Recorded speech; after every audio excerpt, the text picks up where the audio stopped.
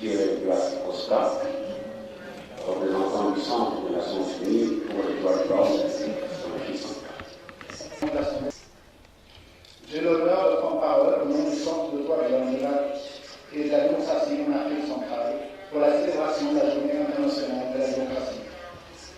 Comme cela est tradition depuis un certain nombre d'années, le secrétaire général des Nations Unies délivre un message à l'attention de toutes les nations du monde. Je voudrais donc vous lire le message délivré à l'occasion de cette célébration.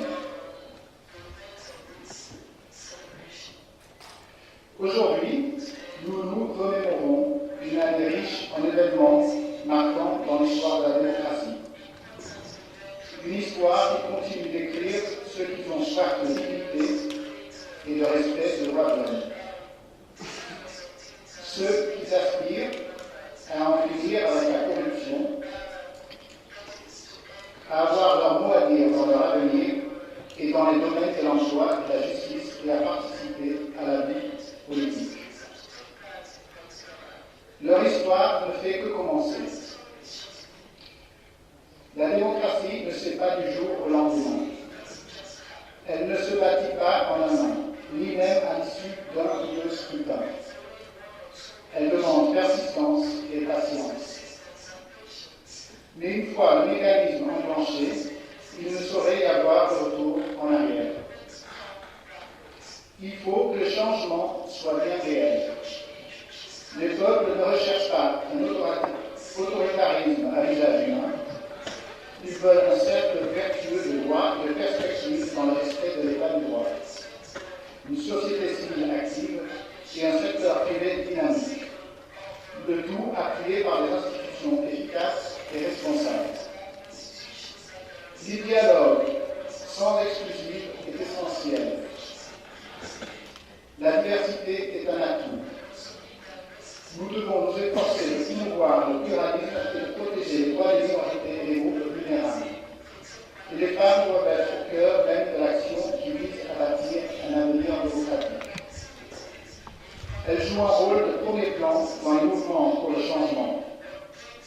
Elles ont le droit d'avoir droit au chapitre dans la gouvernance et la prise de décision.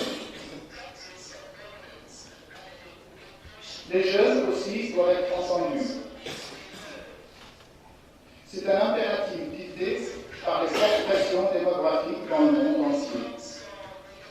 Face au manque de perspectives et à l'intérêt des gouvernements, les jeunes agiront seuls pour reprendre possession de leur avenir.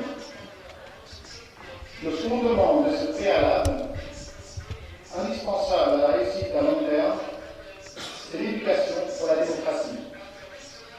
Le thème de la Journée internationale de cette année. Celle-ci est nécessaire pour que tous les citoyens partout dans le monde, dans les jeunes démocraties comme dans les plus anciennes, dans celles qui sont établies comme dans celles qui sont fragiles, comprennent bien leurs droits et leurs responsabilités. Elle est surtout nécessaire dans les pays qui ont des acquis démocratiques récents, afin que les progrès accomplis ne soient pas réduits à néant. Elle est bien résolue à collaborer avec ses partenaires pour mettre au point des initiatives mondiales et locales qui fassent de l'éducation pour la démocratie un élément à part entière de toutes les entreprises éducatives et une composante des stratégies de gouvernance à long terme. Tissons les liens entre les spécialistes internationaux d'éducation et les gouvernements afin de dégager et de diffuser les meilleures pratiques. Station civique afin de profiter des occasions qui nous offrent les nouveaux médias et aidons les pays à mettre au point des programmes d'enseignement et de méthodes d'apprentissage. En cette journée internationale de la démocratie, mettons notre imagination au service de cette mission. Employons-nous à faire ce tout, en particulier les sociétés en transition qui en ont le plus besoin et accès à l'éducation pour la démocratie. Je vous remercie pour votre aimable